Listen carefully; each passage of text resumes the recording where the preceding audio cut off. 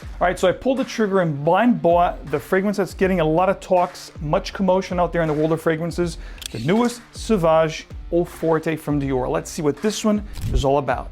Let's do it.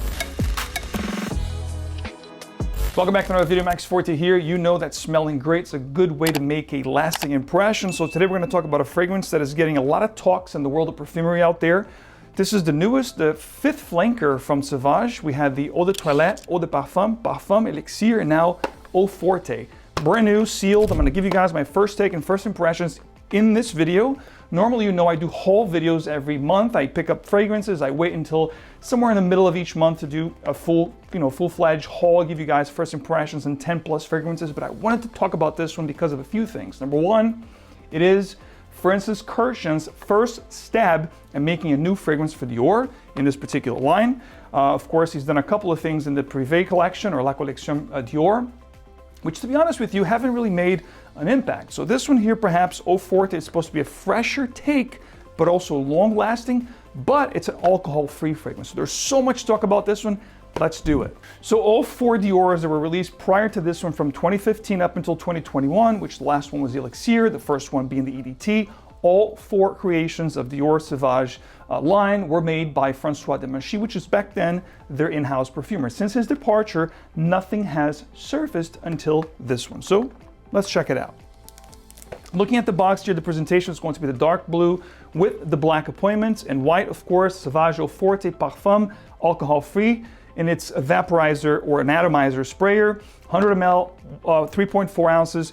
I don't believe this is technically or officially released at this point. I think the official date released for this one is August 15th. However, you can pick this up at your official Dior retailer, as have I.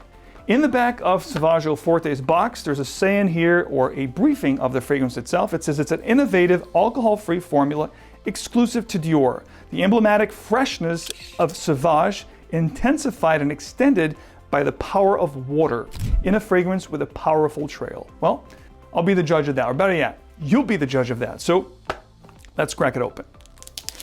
So as you open the box, it's going to be, again, same exact motif or palette as other Dior Sauvages. You do have the B in here, in the back flap of the box. As you take the bottle out, and if you compare with other Dior Sauvage bottles, it's going to be radiant from darker to lighter. However, it's going to have this almost white milky in the base because the juice itself is actually milky white, which is big surprise here. This is an alcohol-free concentration or milky style fragrance. So we're gonna take it for a test drive and see what this one's all about. Very similar to all the other bottles. You have the batch code here in the bottom of the bottle itself, which should match the batch code in the actual box.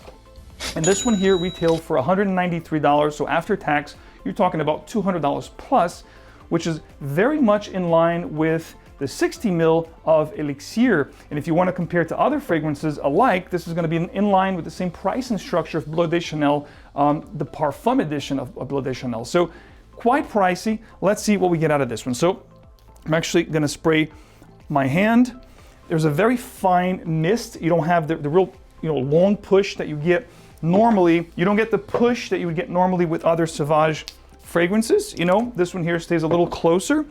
It leaves off this, of course, it's very concentrated. You can see the sheen here, but it leaves off this cakey, milky kind of mounds of specks on skin, which is quite weird, to be honest with you. I'm gonna spray a blotter now to see if there's a difference with that. There isn't. It's actually, it leaves you little bubbles, cakey. I don't know if you're gonna be able to see or it's gonna focus, but anyway, it leaves little cakey mounds of little white specks. It is quite different in smell when you compare it to the other Sauvages of this line. Of course, it has a little bit resemblances to it, that peppery, spicy and bergamot opening. It's definitely present here. I feel as though it's going to be more of a linear thing. You do have some lavender. There's definitely some woody and ambery undertones. Very slight vanilla current here, which offers a little bit of a sweetness. To be quite honest with you, when I think about all the other, the Eau de Parfum, the EDT, the Elixir, the Parfum, this one here is going to be the lightest in comparison as far as like the scent itself. It gives you, I mean, right now, the area that I'm in right now, it's actually quite apparent because I sprayed, I don't know, 5, 6, 7 sprayers on my hand right now. I didn't count, but I know it was a lot. I sprayed a few here on the blotter, which is right now bending. As you can see, the thickness of this milky and water-based substance. With other blotters that I spray, I don't get that, you know, my blotters don't bend. So this is definitely a different construction, a different take on this particular scent DNA or profile. I'm gonna pause the video in a little bit to come back and tell you about performance and if it's, you know, stayed a little longer on my skin than the other Sauvages, but the initial blast here is rather underwhelming, a little bit uninspiring, and a little bit left to be desired, to be quite honest with you. So I'm gonna pause the video and come back, so stay right there. All right, 15, 20 minutes went by. I wanna come back here and give you guys my feedback on what the fragrance, you know, did on my skin. So it is still shining. So, you know, there is a sheen, there is it seems like it's well concentrated. However, there is also a stickiness. It feels very sticky on skin and does not push as much as I anticipated. The initial 5 to 10 minutes, I got a real nice sillage, but then it quickly dissipates and goes away. So it becomes rather faint. I don't think performance is gonna be great here. I'm gonna give it a full wearing, and if it's worth it, I'm gonna come back with a full review, but I am not impressed here in the first impression. Again, this milky substance here, which is alcohol-free, and it's supposed to be a stronger, longer lasting from what I read here in the back of the box itself. It's not seemed to be doing that exactly. It seems like it's gonna be very faint, very close to the skin. You know, I think they were going for something more sustainable, something a little bit healthier because it's alcohol-free.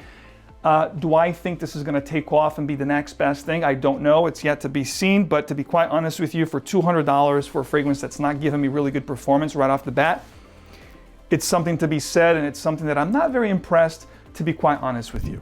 And as far as the scent is concerned, what I'm getting mostly here is a very linear scent profile that's, like I said, a little bit reminiscent of the originals or the OG, you know, EDT Sauvage, but it's rather a milky, ambery, woody, sweet and clean lavender with some undercurrents of vanilla sweetness. But like I said, very underwhelming, very uninspiring, very meh, to be quite honest with you. Especially for $200, I'm thinking, I don't think this is something that's gonna stick. Well, it's sticking to my skin, but overall, to be honest here, all joking aside, I don't think this is something that's gonna really take off and become the best next thing. Just saying, on a first impression standpoint here, guys, this is not impressive. If I could be honest with you, with Sauvage Eau Forte, there are a ton of other options of fragrances in the world today when it comes to this kind of a scent profile and genre that, to be honest, if I had to choose this between any other fragrance within this genre, I would choose Elixir all day long and twice on weekends,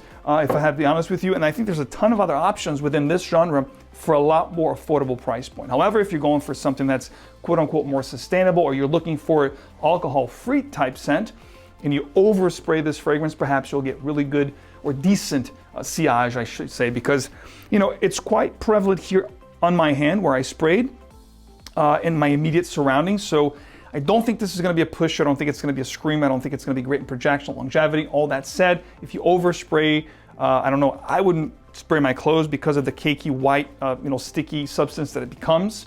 But if you overspray your skin, perhaps, you know, your neck, your hands, or the back of your hands, you're gonna get decent sillage with this, and people that are close to you will definitely, you know, appreciate the way you smell in a more subtle and controlled manner. So I think there is a space and there is a spot and a place for this fragrance in the world of perfumery. However, as I said before, I don't foresee this becoming the best next thing. That's just what I'm thinking here. Right off the bat, guys, let me know if I'm wrong here off the gate. Please comment down below if you have tried Eau Forte.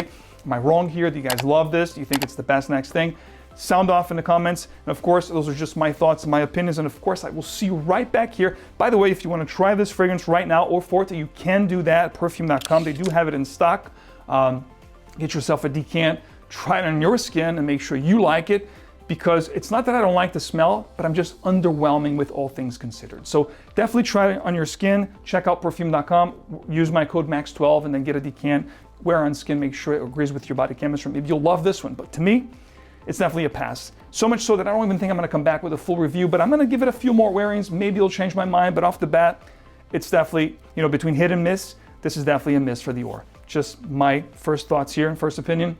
Guys, thank you so much for your support. If you do like the channel, you appreciate what I do here, keeping it 100, please do me a favor, guys. That's all I'm asking for. Show your support, leave a like, subscribe for more, and hit the bell so you get these videos straight into your feed. And of course, I will see you right back here with another video very soon.